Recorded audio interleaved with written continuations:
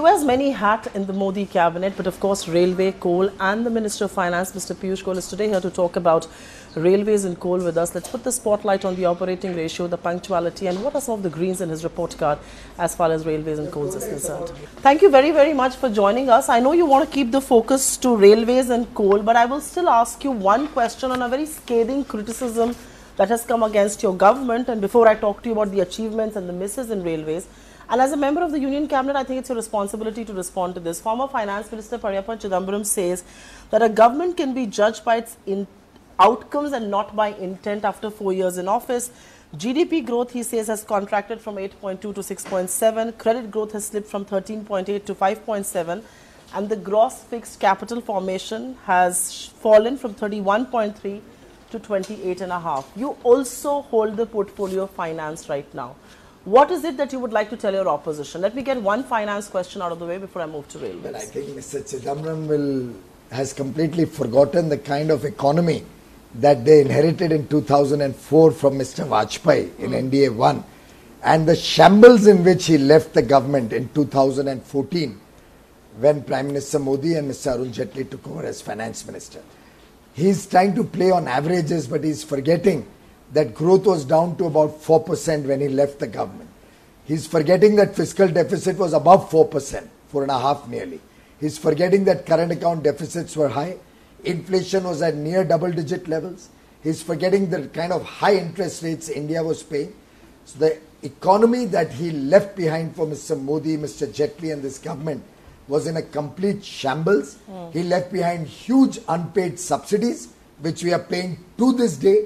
Both we are paying back principal amounts on oil bonds, we are paying back interest on those huge oil bonds that he left behind. We have paid off all the subsidies. So are you going to negate all these numbers? Well, there's so many numbers that he left behind for us to repay that I think he was a failed finance minister.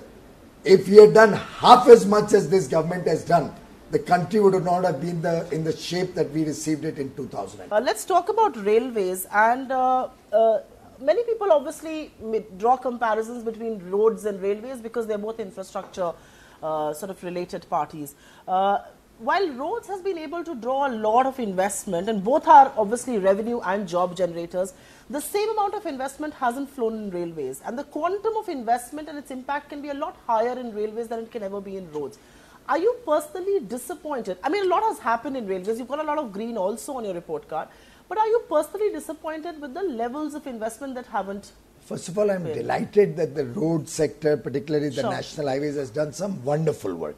We are very, very proud of the work that's happened in the road and railway sector, road and highway sector. But one stark difference is that when you're working on a road or a highway project, it's an independent project. It does not disrupt your existing traffic, so you can actually work right round the clock and complete projects much faster. In the railways, and we are already grappling with a huge punctuality problem when we are trying to expand the railway network, electrify the railway network, sort out the huge backlog of safety-related issues, track renewal, track replacement, the huge amount of problems that we inherited across the railway sector. Now, in that, we have to take traffic blocks, stop the trains, delay trains, yet do all of these works, the expansion, the repairs, the electrification. So, there are very challenging circumstances in which the railway investment takes place. Even then, I am delighted to share with you that we have almost increased the investment on the capital investment side, capex cycle, to almost 2.5 times what was happening before this government came in. I am delighted to share with you that this year we have a 1.5 lakh crore rupee investment plan.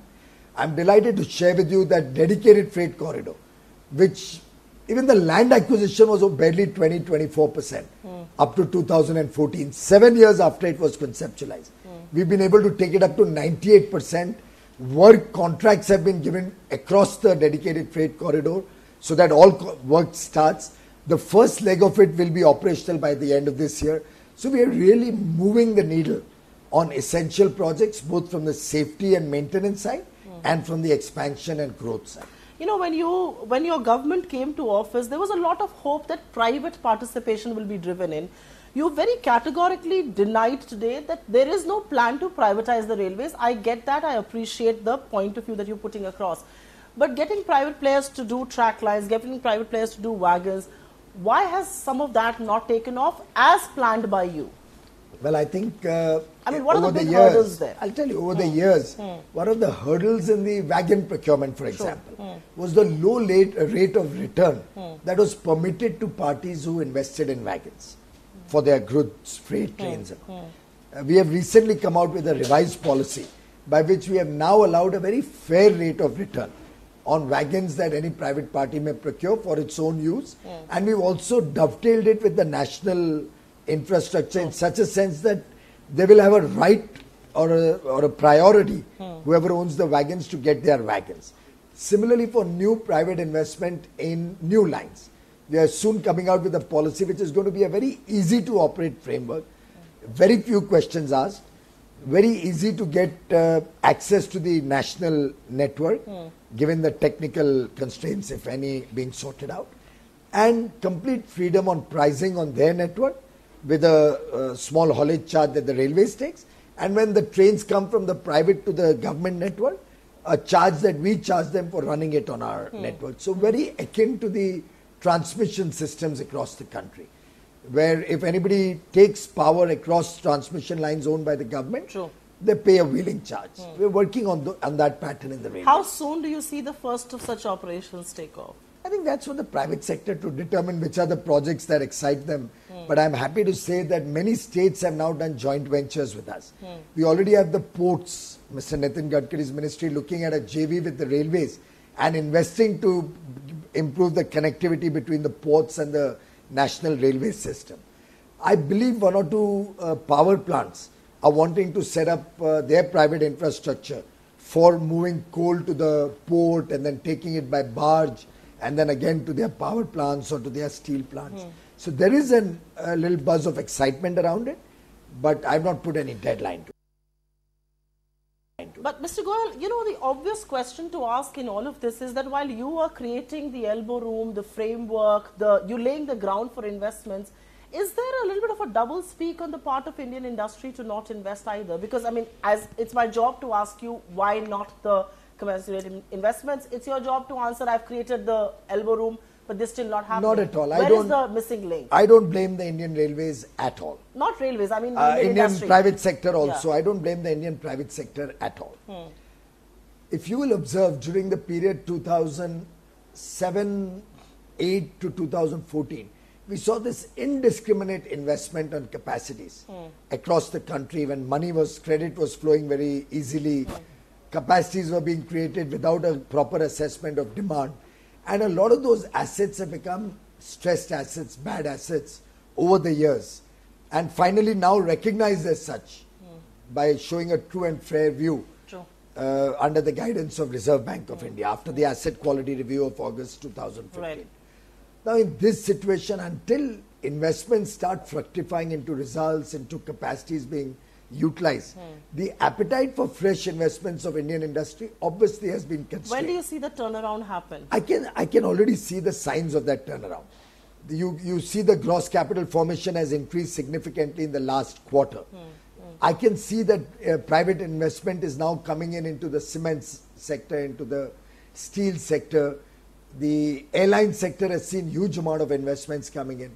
So different sectors based on the demand-supply gap are putting in money into industry, into businesses. To my mind, as this expansion of demand takes place, obviously logistics, freight, all of these will also then have to take Fair point. Let's place. just talk about operational ratio, because the performance of railways is always judged by this one metric and sometimes by this one metric alone, but that's not perhaps the most scientific way to do this. The operational ratio of the railways could be at about a 98.5% for fiscal year 18. I'm presuming this is not a figure you're comfortable with. Not at all. So what is the way out then? I think I Because this could set be a the goal worst that in ever. the next 5 years we should bring it down to the 80s. That's right. And very clearly one of the major reasons this happened is a 22,000 crore rupee hit straight on the P&L because of the 7th pay commission. True. So that's about 13 or 14% shaved off at one shot. So obviously it will take time to recoup that. I'm focusing more on efficiency gains. My own thinking is that we should not look at burdening the people of India with fare increases. We should not look at burdening industry with freight fare hikes. Our focus is going to be on more efficient utilization of our assets. Our focus is going to be on efficiency gains both in procurement and in managing the entire railway show better. We are looking at electrification giving us gains.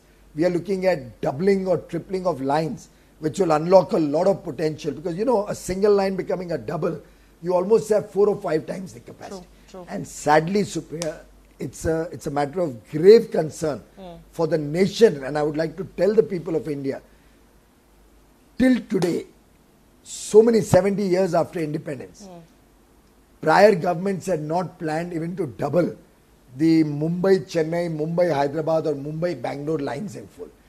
We are now completing the doubling of such critical lines as these, and hopefully in the next few months we'll finally have the golden quadrilateral completely running on double lines.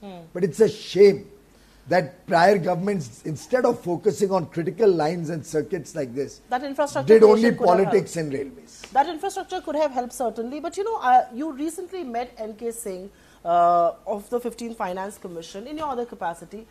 Do you believe this huge devolution that's happening to the states is affecting departments like yours, like the railways? Not at all. This government under Prime Minister Modi has not made any compromise when it came to providing funds for infrastructure development, simultaneously with providing funds for social development.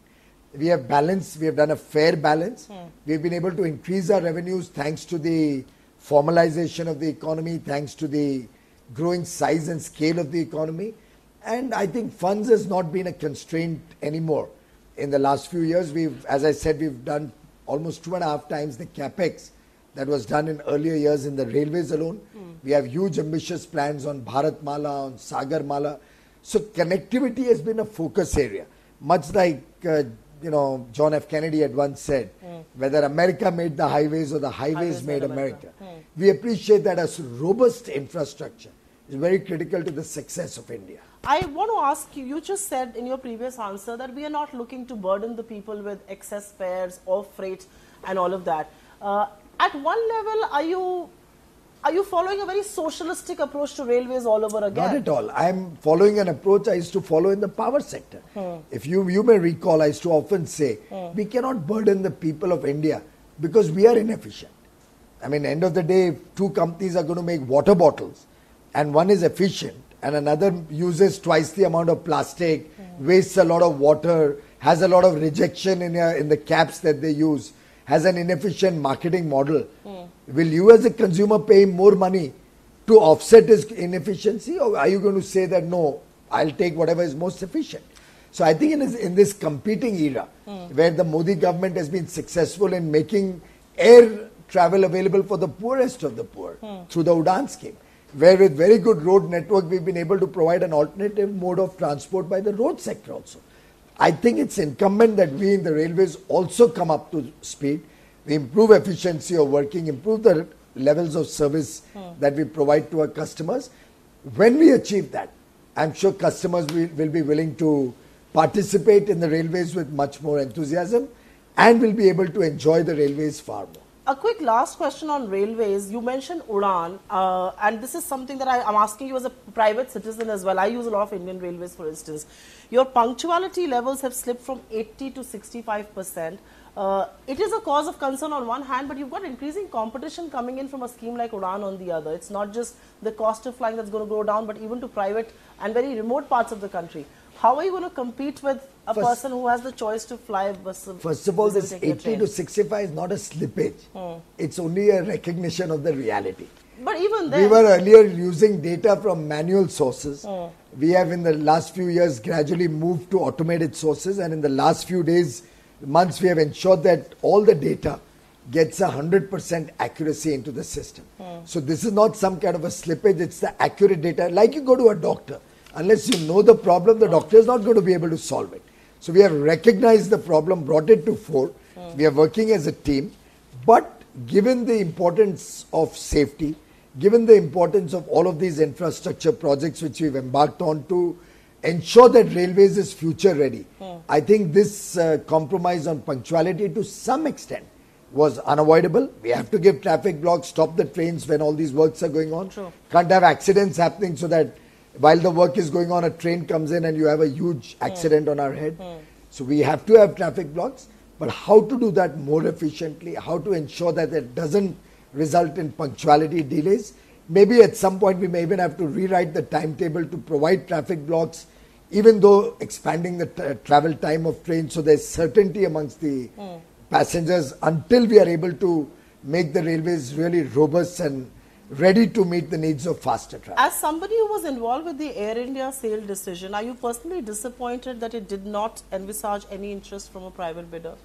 Well, I think the timing wise with the oil prices going up. And how confident are you that this is going to go through? We are quite confident we will go through it, but we will have to have we'll be meeting amongst ourselves. We'll also try and see if we can engage with the stakeholders and see what are the constraints because of which they were not able to express interest in this bid. But we have an open mind, and we should take it in its stride that if in this present form it did not find you'll be open to tweak it. I don't know. The committee will decide. So I think once Mr. Jaitley is a little better and back into his meetings, we'll all meet and take a decision. A last question to you, because you also wear a political hat. You're an extremely important political faction of the BJP, a very, very vociferous voice there. There is this whole anti-Modi bloc that seems to be in the making. I know you can't, I know what you will say next. This is the Khichdi coalition. But let's not undermine the index of opposition unity. As a member and as a very important member of the ruling party, is there reason to be concerned with this index of opposition unity at all? Well, as a responsible political party, we take every election and every challenge very seriously. So whether they are divided or they are together, so I'm sure we'll you must strategize accordingly. But you must not be very happy with the bipole verdicts that have come, a string of them. Well, bipole verdicts reflect the local issues more often than not, and certainly nobody can be happy about any defeat except the Congress, who sees victory even in defeat. That's a different matter, that they get 6 or 7 MLAs in Uttar Pradesh and they still find some victory in that. They lose the election in Karnataka and they still convert that into an unethical alliance and are willing to play second fiddle to the party which was third in the hustings. So one really doesn't understand, as Mr. Jaitley rightly put it. I think Mr. Rahul Gandhi has managed to reduce the Congress to the fringe of Indian politics. Are you making the mistake of undermining the index of opposition unity? We never undermine anything that happens in Indian politics.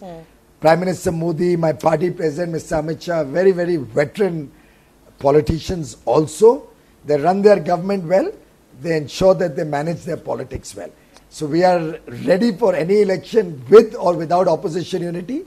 It's for the people of India to decide whether they want to see the kind of things we are seeing in Karnataka happening today on a daily basis, whether they want governments like the one the Congress pulled down Deve Gowda, the Congress pulled down Inder Gujral, Mr. Goyal, people Congress of India pulled also out turn around and say Chandrasekhar. there was a Manipur and there was a Goa that happened. But on that Wait note, a minute, yes, let me there was a clarify. Goa No, let us see you that were also. The single largest party Let there. us see that. We were not the single largest party, but if the single largest party does not even make us take a claim, what should we do as a responsible political party? We want to provide the electorate, the people of the state, a government that works. And we have provided them a government that works. So I think it's very unfortunate that people like you are veteran journalists are not able to see that unless the single largest party stakes a claim, what could the governor of that state do? We can choose to disagree on this. But thank you very much for being with us. Such a pleasure.